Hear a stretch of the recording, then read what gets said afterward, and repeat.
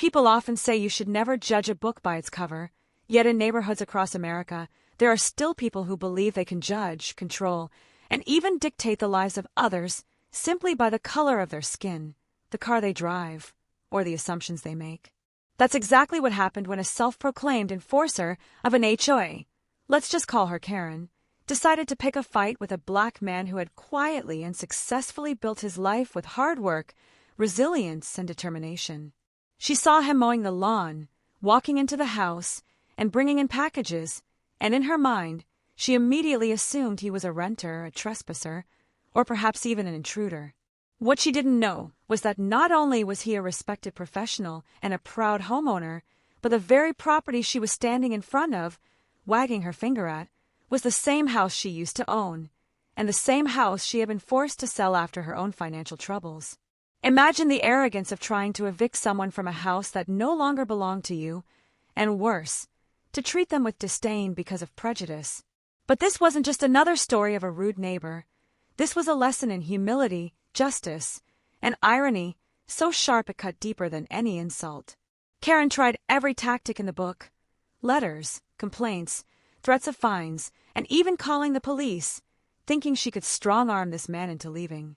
Yet every attempt only revealed more of her ignorance, and every step brought her closer to the ultimate humiliation, discovering that the man she was trying to push out not only owned the home but had purchased it directly from her. Yes, the same woman who strutted around the neighborhood as if she held all the power had once signed over the deed of her beloved house, and that signature was now the very proof of her downfall. This story isn't just about one incident. It's about a clash between entitlement and reality, between prejudice and perseverance, and how life sometimes writes the most poetic kind of justice.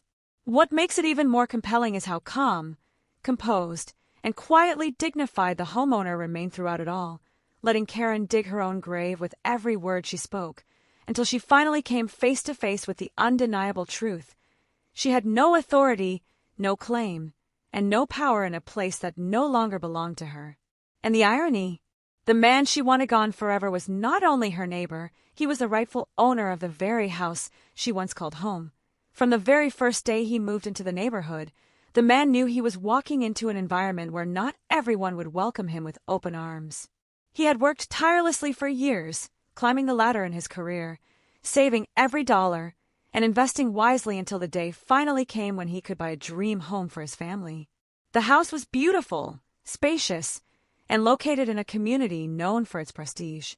But with prestige came the baggage of an HOA, and with the HOA came people like Karen. Karen had a reputation even before he arrived. She prided herself on being the watchdog of the neighborhood, patrolling the streets, nitpicking over lawns, garbage cans, and even what time people brought their mail in. To some, she was just annoying. To others, she was flat out unbearable. But what made her truly dangerous was her sense of superiority mixed with a strong dose of prejudice. When she saw a black man in the driveway, she didn't see a homeowner, she saw a target.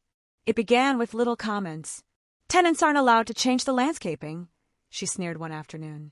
Another time she muttered, "Renters should check with the HOA before painting the fence."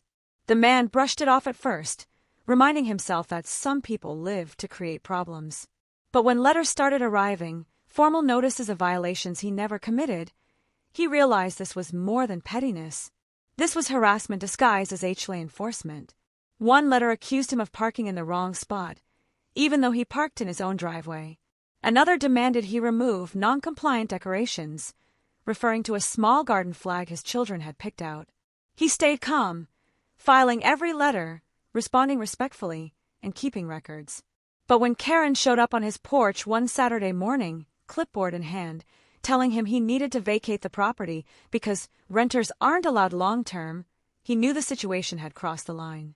He calmly asked her to clarify. Vacate his own home. Karen doubled down, claiming that the HOA rules didn't allow subletting and that he was in violation.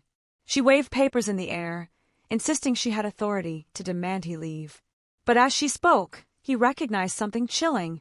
The name on the documents she was waving wasn't his. It was hers. These weren't HOA violation letters. These were old mortgage documents, copies she had apparently held onto after selling the house. Karen wasn't just harassing him as an HOA member.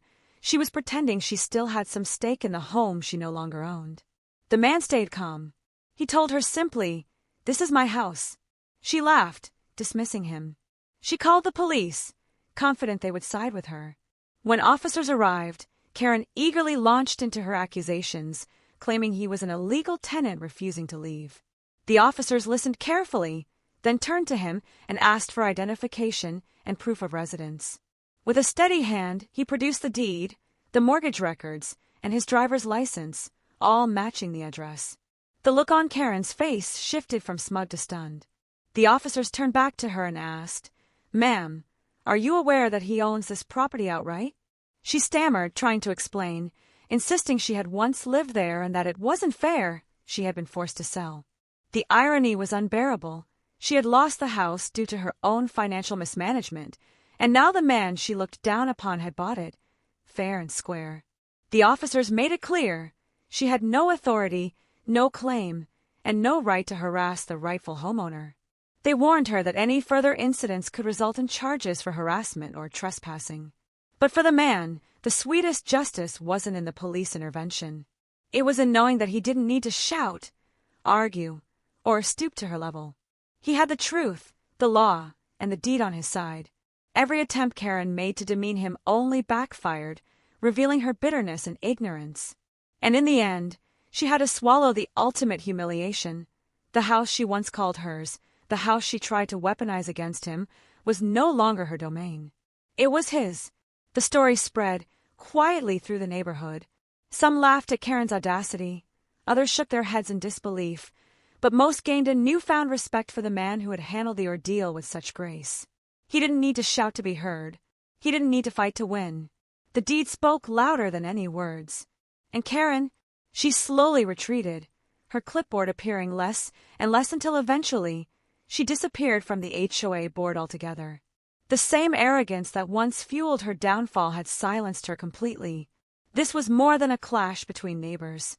It was a story of irony, of justice, and of life's poetic way of turning tables. Because sometimes the sweetest victory is simply standing on your own porch, knowing you belong, while the person who doubted you is forced to face the truth that the power they